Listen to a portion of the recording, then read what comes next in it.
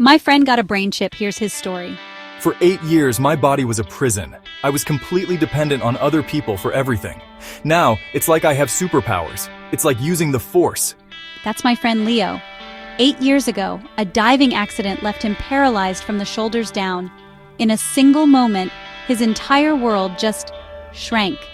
He was stuck, a passenger in his own life, and the simple things we all do without thinking, shooting off a text, changing a song, just scrolling online, became huge undertakings that he needed help with. Life before the chip was the same thing, day in and day out. Wake up, wait for help. Eat, wait for help. Get from the bed to the chair, wait for help. I remember visiting him, and you could just feel the frustration coming off him.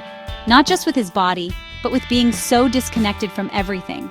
He was watching the world happen on a TV screen instead of being in it. We'd talk about games he wanted to play or projects he wanted to start, but there was always this wall. His mind was as sharp as ever, just trapped. He told me once the hardest part wasn't not being able to walk, but not being able to do anything.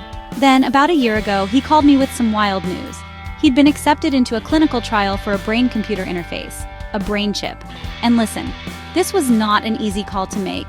We're talking about radical, experimental tech. The surgery alone has some terrifying risks: infection, bleeding, all the stuff you hope you never have to think about. We spent hours talking through the what-ifs. What if it doesn't work? What if it somehow makes things worse? But for Leo, the chance to break out of that prison was worth it. He knew he'd be part of a small group of pioneers, stepping into the unknown, but he felt like it was a chance he had to take to get his life back. The surgery was a success. A few weeks later, I went to see him, and honestly, it was breathtaking. He was just lying in bed playing an online chess game on his laptop. The cursor was gliding across the screen, guided by nothing but his thoughts. For the first time in 8 years, Leo wasn't waiting for someone else. He was just doing. He told me it was completely life-changing. He can control his computer just like you and me. He's reconnected with friends, he's managing his own finances, and he told me he pulled an all-nighter playing a strategy game, something he hadn't done since before the accident. This tiny little chip has given him his world back. It's not just about clicking around on a screen, it's about getting a piece of himself back. So how does this whole thing even work? The chip is a tiny implant in the part of the brain that handles movement. It reads the electrical signals his brain makes when he just thinks about moving. Then, really clever algorithms translate those thoughts into commands for the computer.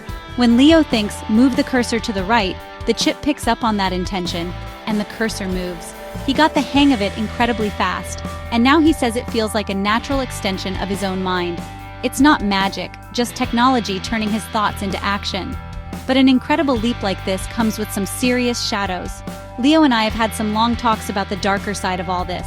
It's one thing to restore someone's abilities, but what happens when this tech is used for enhancement? You can easily imagine a future split between the haves and the have-nots, a neurodivide, where society is split based on who can afford a brain upgrade. And the security risks are the stuff of nightmares. If your laptop can be hacked, what about your brain? The idea of brainjacking, where someone could literally access or even mess with your thoughts, is suddenly not science fiction anymore. Leo knows that his thoughts are now, in a weird way, data. It brings up these huge questions about privacy and identity. What if the chip messes up? Who's responsible? As this tech barrels forward, we need to have some serious conversations about this stuff, and fast. The stakes couldn't be higher. For Leo, even with all the risks, the chip has been a miracle. It's given him a level of independence he thought he'd lost forever. His journey is really just getting started, and this technology is moving at a dizzying speed.